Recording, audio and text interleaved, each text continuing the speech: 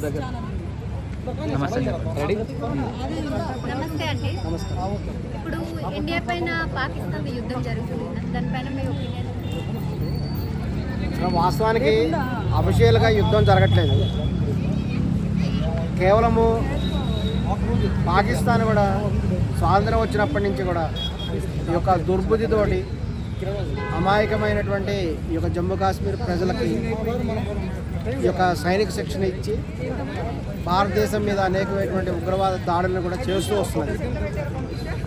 వాళ్ళు అదేమిటంటే వాళ్ళు చెప్తుంటారు మేము ముస్లిం మతం అభివృద్ధి చేయడానికి కూడా చేస్తున్నాం. అది కారణం కానే కాదు.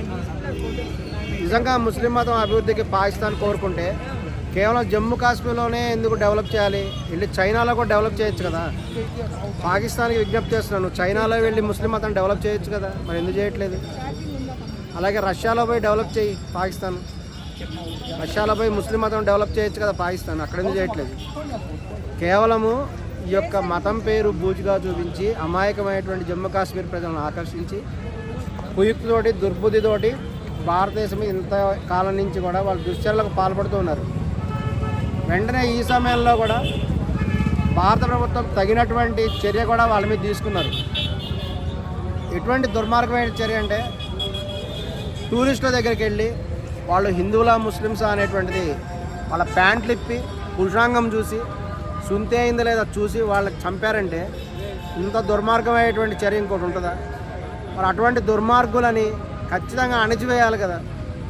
ఆ ఉద్దేశంతో మోడీ ప్రభుత్వం కూడా తగినటువంటి చర్యలు వాళ్ళ మీద తీసుకున్నారు.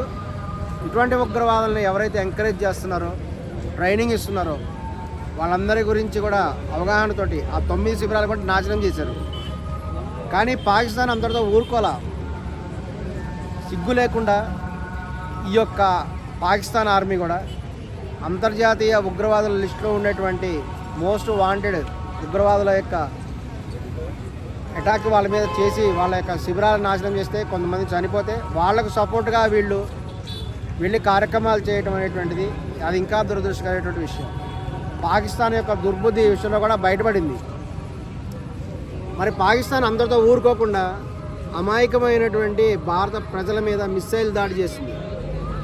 వాళ్ళకి ఎటువంటి అపకారం చేయటువంటి సాధారణ భారత ప్రజల మీద అటాక్ చేసి వాళ్ళని చంపడానికి కూడా ప్రయత్నం చేశారు, మిస్సైల్ దాడులు చేశారు.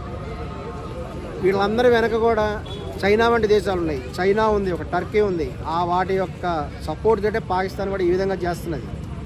మరి మిస్సైల్ దాడి చేసినప్పుడు భారత ప్రభుత్వం ఉన్నటువంటి లేటెస్ట్ టెక్నాలజీ ఉంది. ఇప్పుడు రష్యా సహకారంతో ఇక 400 అనేటువంటి దాని యొక్క ద్వారా ఈ బయట నుంచి వచ్చినటువంటి మిస్సైల్స్ అన్నింటినీ కూడా భారత ప్రభుత్వం వాటిని ఖండించేసింది. దాని మీద కూడా భారత ప్రజలను చాలామందిని కాపాడగలిగింది. అయినప్పటికీ కూడా పాకిస్తాన్ సిగ్గు లేకుండా కూడా భారత ప్రభుత్వం మీద, భారత ప్రజల మీద అటాక్ చేస్తూనే ఉంది మిసైల్స్.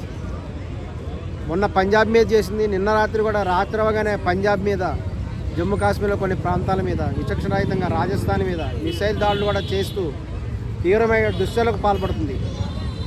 వెంటనే కూడా వాళ్ళు అనుకున్నారు భారత ప్రభుత్వం ఎటువంటి చర్యలు తీసుకోదనుకున్నారు. కానీ మోడీ గవర్నమెంట్ ఈసారి అత్యంత దృఢంగా పాకిస్తాన్ని నడ్డు విరిచేశారు. ఇప్పుడు పాకిస్తాన్ 2 భాగాలుగా విడిపోయింది ఆల్రెడీ. పాకిస్తాన్లో ఒక ప్రాంతమైన బెలూచిస్తాన్ కూడా ప్రత్యేకమైనటువంటి దేశంగా అనేక సమయం నుంచి కూడా పోరాటం చేస్తున్నారు. ఇప్పుడు వాళ్ళు ప్రత్యేక దేశంగా కూడా వాళ్ళు ప్రకటించుకున్నారు. ఇప్పుడు పాకిస్తాన్లో ఉన్నటువంటిది ఒక భాగం మాత్రం, 60% భాగం మాత్రమే మిగిలి ఉంది. ఇప్పుడు భారత ప్రభుత్వం కూడా వాళ్ళు ఇచ్చినటువంటి సపోర్ట్ తోటి ఈ యొక్క